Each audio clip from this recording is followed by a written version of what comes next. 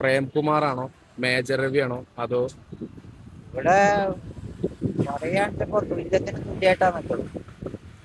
എന്നാലും ജയിക്കാൻ സാധ്യത? നമുക്ക് മേജർ രവി വരണം എന്നാണ് ആഗ്രഹം. കാരണം ഇവര് ഭരിച്ചിട്ടൊന്നും ഒരു കാര്യമില്ല മേജർ രവി ഇതുവരെ. ജയിക്കും. മേജർ രവി ജയിക്കാനുള്ള സാധ്യത ഉണ്ട്. ജയിച്ചാൽ നല്ലതാണ് ഒറ്റപ്പാലത്തിന് വേണ്ടിയിട്ട്. അല്ലാണ്ട് മറ്റുള്ളവർ ജയിച്ചിട്ട് ഇത്രയും കൊല്ലമായിട്ട് 55 വർഷമായിട്ട് ഒറ്റപ്പാലത്തിന്റെ രൂപം കണ്ടില്ലേ? ഇതാണ് സ്ഥിതി. ഇലക്ഷന്റെ റിസൾട്ട് മറ്റന്നാണ്. ഇവിടെ ഒറ്റപ്പാലത്ത് പി.കെ. ശശി ജയിക്കാനാണോ പ്രേംകുമാർ ജയിക്കാനാണോ അതോ മേജർ രവി ജയിക്കാനാണോ സാധ്യത? എന്താ അഭിപ്രായം? പറയാപ്പോ ഭൂരിപക്ഷം ലെവലൊക്കെ നോക്കുമ്പോ ശ്രീ പ്രേംകുമാർ സാറായിരിക്കും ജയിക്കാൻ സാധ്യത. ആര് ജയിക്കുന്ന തോന്നുന്നത്? ഒന്നും പറയാൻ പറ്റില്ല. എന്നാലും പറയാൻ പറ്റില്ല. ഒരു സാധ്യത ത്രികോണ മത്സരമാണ്. ത്രികോണ മത്സരമാണ്.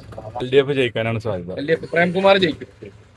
പി.കെ. ശശി ഫാക്ടർ ഒന്നും ഇവിടെ ബാധിക്കൂല. ഇല്ല. മറ്റൊന്നും അറിയുന്ന നേരത്തെ പിന്നൊന്നും ഞാൻ നിങ്ങളുടെ ഒരു അഭിപ്രായം ആര് ജയിക്കുന്ന തോന്നുന്നത്? പ്രേംകുമാർ ജയിക്കും. പി.കെ. ശശി ജയിക്കില്ല.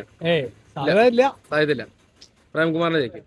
ഏകദേശം പി.കെ. ശശി ഒരു 3000-4000 വോട്ടിന് ജയിക്കുന്നതാണ് തോന്നുന്നത്. മാറ്റം വരണം എന്നുള്ള ലെവലിൽ പി.കെ. ശശി ജയിക്കുന്നുള്ളതാണ് നമ്മളെ അത്. പി.കെ. ശശി ജയിക്കുന്നുള്ളതാണ്. പ്രേംകുമാർ തോൽക്കും. തോൽക്കും പറഞ്ഞു കഴിഞ്ഞാൽ ഇപ്രാവശ്യം ഒരു മാറ്റം വരുന്നതാണ് തോന്നുന്നത്. അങ്ങനെയാണ് കാണുന്നത്. കുറെ കാലമായി CPM ഒരു മാറ്റം വരുന്നുള്ളതാണ് ആൾക്കാരെല്ലാവരും പ്രതീക്ഷിച്ചത്. സാധ്യത പ്രേംകുമാറാണോ പി.കെ. ശശി ആണോ അതോ മേജർ രവി ആണോ? എന്താ എന്റെ അഭിപ്രായം? എന്റെ അഭിപ്രായത്തിൽ പ്രേംകുമാർ ജയിക്കും. ഉറപ്പാണ്. മാറ്റില്ല, ഒരു മാറ്റമില്ല. പി.കെ. ശശി വന്നിട്ട് കോട്ടയത്തുനിന്നൊക്കെ അതൊക്കെ വെറുതെ പറയുന്നത്. കാരണം അദ്ദേഹം ഒരുപാട് വിവാദത്തിൽ ഏർപ്പെട്ട ആളാണ്. ഈ പാർട്ടിയിൽ നിന്ന് മറ്റൊരു പാർട്ടിക്ക് പോയ ആളാണ്.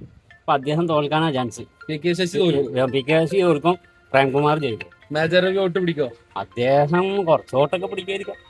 ഇവിടെ പരിചയമില്ലല്ലോ ആളെ.